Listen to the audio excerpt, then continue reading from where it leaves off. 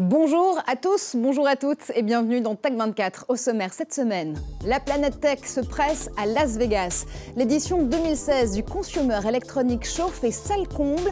French Tech à l'honneur bien sûr, voitures toujours plus connectées, réalité virtuelle qui envahit le quotidien et data sous toutes ses formes. Sur quelle tendance faut-il parier? Le CES, comme si vous y étiez, c'est tout de suite dans Tech 24. Las Vegas, ses casinos, sa folie des grandeurs et son traditionnel CES. La grand-messe de l'électronique a encore frappé en ce début janvier. 170 000 Happy Few accrédités, 223 000 mètres carrés de stands et dans les travées, des startups françaises très en forme.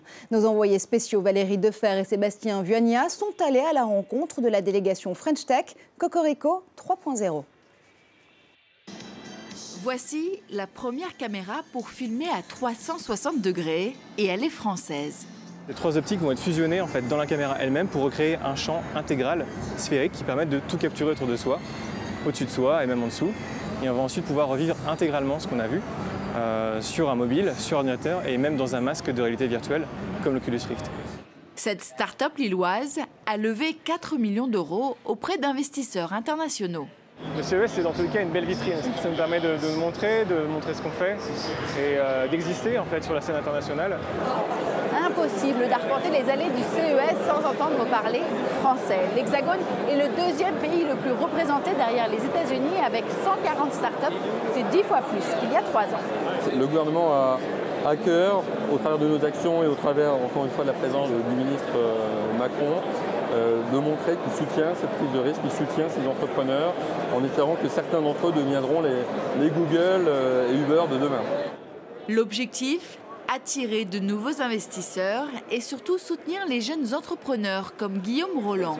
Ce Nantais a conçu ce réveil olfactif, parfum, chocolat, croissant ou menthe. Comme ceci, on insère et en fait au matin il y a un flux d'air qui va être créé, qui va passer à travers la capsule et qui va réveiller l'utilisateur au bon moment et avec la bonne odeur. À tout juste 19 ans, il est le plus jeune Français au CES. Il y a un an, j'étais au lycée, donc être ici avec une start-up, c'est vraiment une occasion incroyable. D'avoir un événement aussi comme ça, c'est un vrai tremplin. Comme Guillaume, une vingtaine de Français ont reçu un prix du CES pour saluer leurs innovations. Et retour en plateau avec notre barbu geek à nous, Guillaume Gralet. Bonjour Guillaume. Bonjour. Vous savez qu'il y a un autre barbu geek en ce moment dans l'actualité. Il s'appelle Emmanuel Macron. Peut-être que vous l'avez influencé. Qui sait? Justement, c'était la Macron-mania lors de ce CES à Las Vegas. Et c'est pas la première fois que le ministre de l'économie nous habitue à nous montrer son côté geek.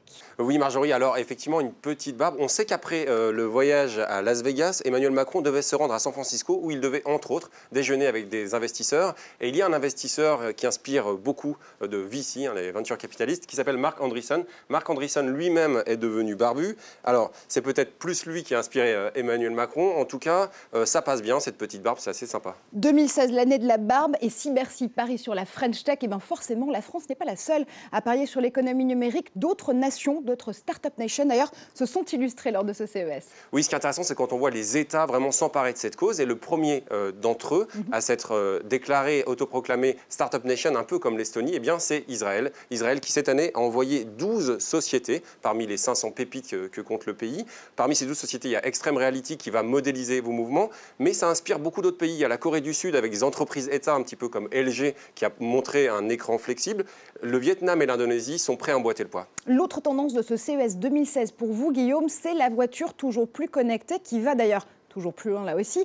Un chiffre a été dévoilé lors de ce salon. 10 millions de véhicules autonomes pourraient être en circulation en 2020, ce qui relance le match forcément entre les constructeurs. On a beaucoup parlé de Tesla, d'Elon Musk ici dans cette émission en 2015. En 2016, il va falloir parler d'un autre scientifique. Ce sera Faraday pour Faraday Future, une boîte qui est installée elle aussi à Las Vegas.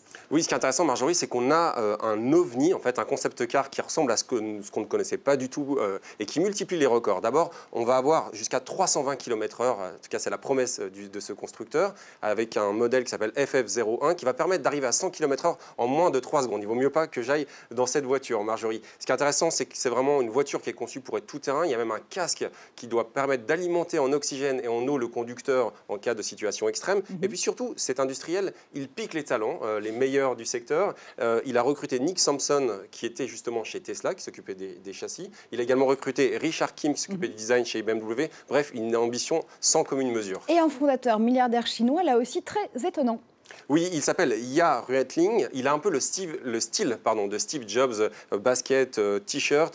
Il est à la tête d'une société qui s'appelle Leshi, qui veut dire Happy TV. Et puis, il a également une très grosse ambition. Il a un rapport d'amour-haine avec Steve Jobs, avec lequel il se compare facilement. Et il ne manque pas d'ambition. Il a effectivement construit une énorme usine, 1,4 milliard de dollars, dans le Nevada. Il n'est pas le seul à construire des usines, figurez-vous, puisqu'il y a une start-up française qui là aussi a fait sensation à Las Vegas, qui elle propose de relocaliser la production de voitures très rapidement. Qui est-elle? Oui, en fait, cette start-up qui est basée en région parisienne, dans l'Essonne, à Grigny, eh bien, en fait, elle veut vous permettre d'avoir une voiture en kit. C'est-à-dire que Marjorie, vous et moi, on est devant un ordinateur, on rêve d'une voiture, on va pouvoir l'imaginer. Alors, il y a beaucoup moins de pièces que sur une voiture standard, 580 pièces contre 10 000 pour une voiture classique. Mais l'originalité, c'est que ça va être assemblé tout près de chez vous, chez le garagiste. Ça pourrait être une voiture industrielle pour les professionnels, mais également une voiture pour le grand public. Et ça pourra être prêt, alors ça, c'est la vraie surprise, en 3 heures. Relocalisation de la production automobile, voilà qui va faire plaisir à Emmanuel Macron. Et tout de suite, on teste évidemment les objets du CES. Test 24.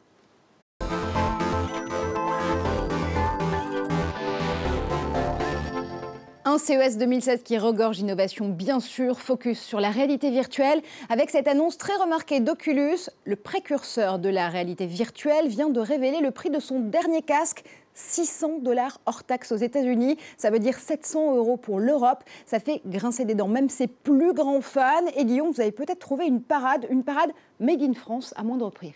Oui, en fait, le Oculus, c'est une expérience formidable, mais il y a des possibilités d'avoir beaucoup moins cher. On avait parlé ici du cardboard, vous savez, ce petit casque que vous pouvez fabriquer chez vous, dans lequel vous pouvez glisser votre téléphone. Eh bien, Omido, une société lilloise, a mis au point le mini Omido. Alors, en fait, c'est quelque chose, ce qui est marrant, c'est de le voir replier. Donc, vous pouvez le transporter chez vous très facilement, ça fait que quelques grammes. Et en fait, vous allez pouvoir greffer le greffer sur votre téléphone. Il y a des applis gratuites de réalité virtuelle très bien. Et ça va vous permettre, pour une quinzaine d'euros, eh bien, d'avoir accès à votre expérience de réalité virtuelle. Vous pouvez vous tourner dans tous les sens, ça fonctionne, c'est assez rigolo. Allez, l'autre grande tendance, évidemment, côté gadget, c'est la donnée exploitée sous toutes ses formes, notamment pour les données de santé. On retrouve tout de suite Valérie Defer dans les travées du CES pour un point sur Elsie. Une tendance de ce CES, c'est la santé connectée. Comme avec ce petit appareil de prise de sang, une aiguille à l'intérieur permet de prélever une goutte de sang pour ensuite analyser les données de son métabolisme, des données transférées directement sur son smartphone. Dans la partie analyse, je peux voir le type de sport qui est adapté à mon métabolisme et ce qui a été le plus efficace dans mon cadre. Ça sert à perdre du poids de façon efficace et rapide. Parce qu'on est capable de savoir exactement ce qui nous convient en termes d'activité physique et d'aliments. Et pour exploiter ces données, encore faut-il pouvoir les stocker avant. Elixi a peut-être trouvé une solution à portée de main, Guillaume. Oui, c'est une innovation qui s'appelle Elixi, qui va sortir cette année. La start-up NovaThings, en fait, se rend compte que 60% des Français, en fait, oublient tout simplement de stocker les photos. On les laisse sur notre téléphone. Souvent, celui-ci est un petit peu hors d'état d'usage ensuite. Et puis, surtout, on a un peu peur de l'espionnage des personnes qui vont pouvoir regarder nos photos. Alors, ils proposent, ni plus ni moins, d'avoir un cloud privé grâce à ce petit terminal sur lequel on va pouvoir se brancher grâce à une prise USB, mais aussi en Wi-Fi. Ce qui est intéressant, c'est que tous les membres de la famille vont pouvoir avoir leur compte. Ça va se faire de manière native, sans avoir besoin de réel effort. Et puis, on a fait un petit calcul. Avant cette émission, Marjorie, on s'est rendu compte que ce terminal, enfin cet objet, si vraiment il a beaucoup de succès, il va permettre de pouvoir stocker jusqu'à 4 milliards de photos. Donc, il faut quand même pouvoir se lâcher un petit peu. Il faut réussir à les prendre, les 4 milliards de photos, avant. Peut-être qu'on va pouvoir réussir à les prendre sous la pluie, qui sait, avec ce parapluie. Un parapluie qui n'est pas tout à fait comme les autres. Celui-ci va nous aider à capter justement et récolter des données climatiques. Il s'appelle Umbrella.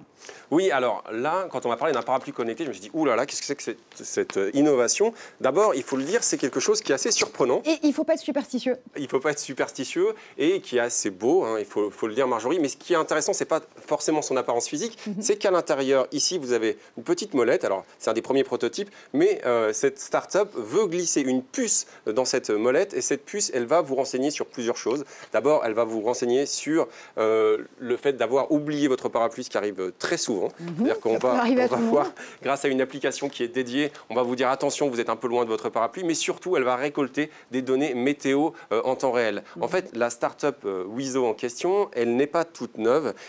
Ça fait plusieurs mois en fait, qu'elle récolte, elle a 300 000 utilisateurs déjà, des données à travers des cartes, c'est-à-dire que vous vous souvenez, on avait parlé ici de Plume, une start-up qui permet de récolter des données de pollution en temps réel dans le monde entier. Eh bien, Wizo fait la même chose à partir des données météorologiques. Elle rassemble tout ça, elle va permettre de pouvoir prévoir le temps à court terme. Ce qui est intéressant, c'est une manière distribuée de réinventer Météo France. Merci infiniment Guillaume pour tous ces tests, pour tous ces gadgets et pour ce débrief du CES 2016. Vous l'avez compris, c'est presque la fin de cette émission. Merci à vous de l'avoir suivi.